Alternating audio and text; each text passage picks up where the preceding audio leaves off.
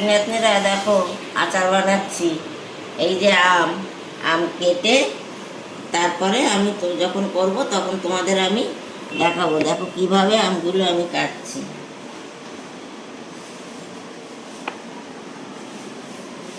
একটু একটু করে আঁশ ফেলে নিচ্ছি।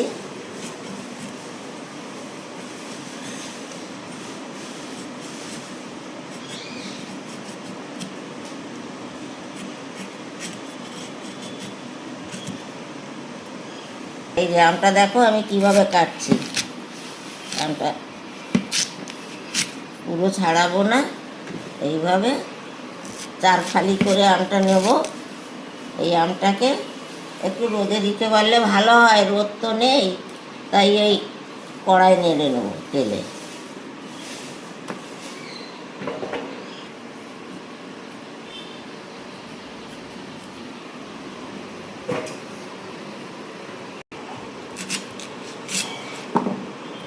এই আটিটাকে ফেলে দেবো, দিয়ে এইভাবে নেব। তোমরা দেখতে থাকো আমি কিভাবে কাটি, এই আচারটা করি। দেখো আম কাটা হয়ে গেছে। এবার আমি আমে একটু নুন আর হলুদ এটা দিয়ে আমটাকে একটু কড়ায় তেলে নেড়ে নেব।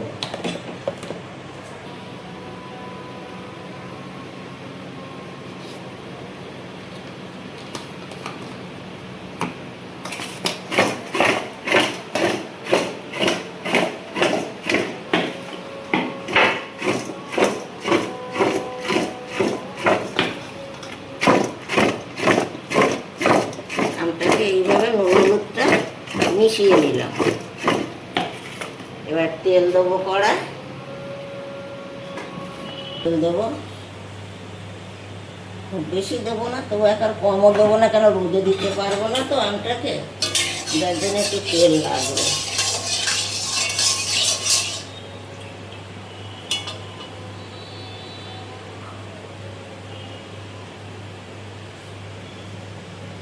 পাঁচফোড়ন দিয়ে দিলাম।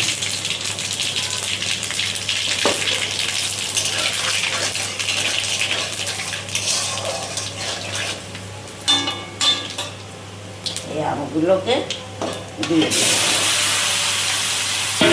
আমগুলো এবার আমি ভালো করে কড়াই নেড়ে নেড়ে ভেজে নেব, তাহলে জলটা মরে যাবে, তাহলে আর আমার রোদে দিতে হবে না। এরপরে আমি মৌরি, জোয়ান, শুকনো লঙ্কা, সর্ষে ভেজে গুঁড়ো করে এর মধ্যে দেবো, আর আমি গুড় দিয়ে আচারটা করবো।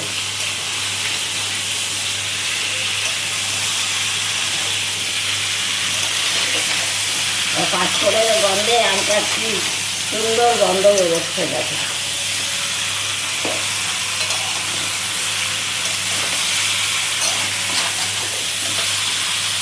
আমার নাতি নাতনিরা খুব ভালো খায় এই আমের আচার।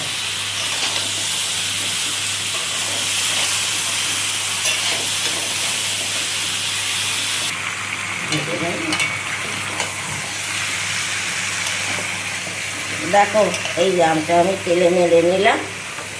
এরপরে আমি গুড় জাল দেবো, আর ওই জিরে, ধনে, মৌরি, সর্ষে, মেথি এগুলো ভেজে জোয়ান গুঁড়ো করে পরে দেবো।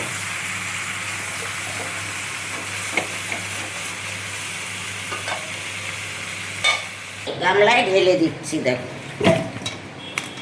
পরে এর মধ্যে আমি গুড়টা দিয়ে দেবো। এই কড়ার মধ্যেই আমি গুড় দেবো, পাটালি গুড়। এই যে পাটালি গুড় দিয়ে করবো।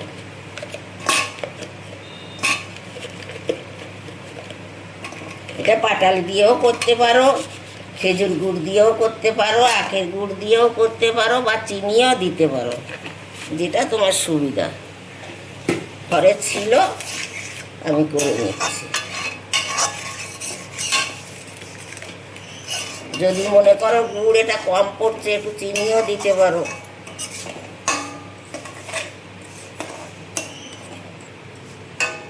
চিনি তো বলে না। দেখো এই যে চিনি আর গুড় আমি একসঙ্গে পাক দিয়েছি। দেখো চিনিটা আমি তোমাদের দেখাইনি, ওর মধ্যে একটু চিনিও দিয়ে দিছি। এবার এই আম আমি এর মধ্যে দিয়ে দিলাম,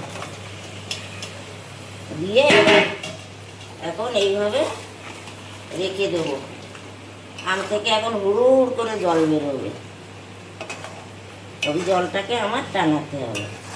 তবে আমটা বেশি নাড়াচাড়া দেওয়া যাবে না, কচি আম একদম।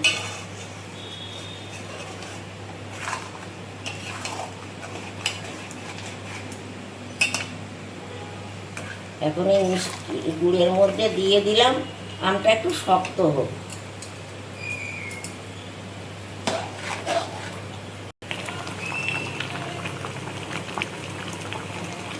এবার আমি এই আচারের মশলাটা তৈরি করছি। দেখো কী কী দেবো। শুকনো লঙ্কা দিলাম, শুকনো লঙ্কার সাথে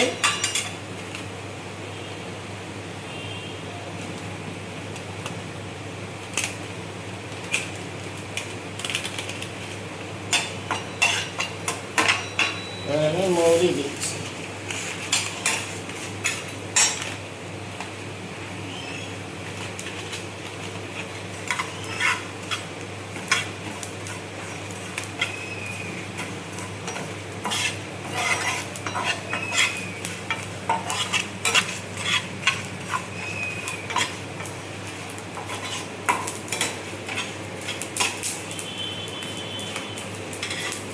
জোয়ান দিলাম, অল্প করে দেবো জোয়ান।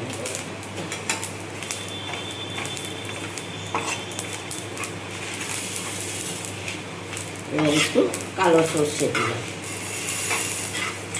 সর্ষেটা দিলে গন্ধটা ভালো। গ্যাসটা আমি এবার বন্ধ করে দিলাম। এটা ঠান্ডা হয়ে গেলে তারপরে মশলাটা দেবো আমি। আচ্ছা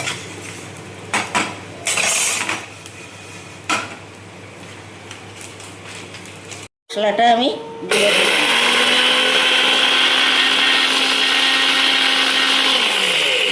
আচার হয়ে গেছে। আমি এই যে ভাজা মশলাটা কিছুটা এই নিচের দিকে দিয়ে দিচ্ছি, আর কিছুটা উপরে ছড়িয়ে দেবো। এই যে আমার আচার হয়ে গেছে। এটা থেকে গেলে আস্তে আস্তে টেনে নেবে।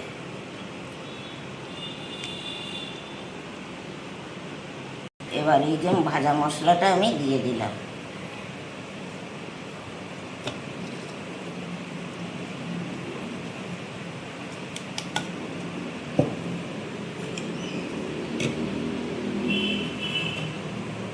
এই যে মশলাটা দিয়ে একটু নেড়ে চেড়ে দেই, দিলে এবার এই যে আচার তৈরি আমার।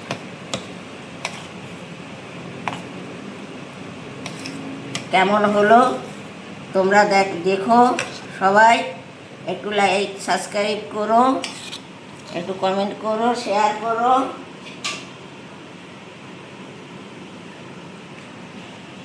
দেখো কেমন হলো। এবার আমি রাখবো ভিডিওটা, তোমরা সবাই দেখো। ভালো থেকো তোমরা।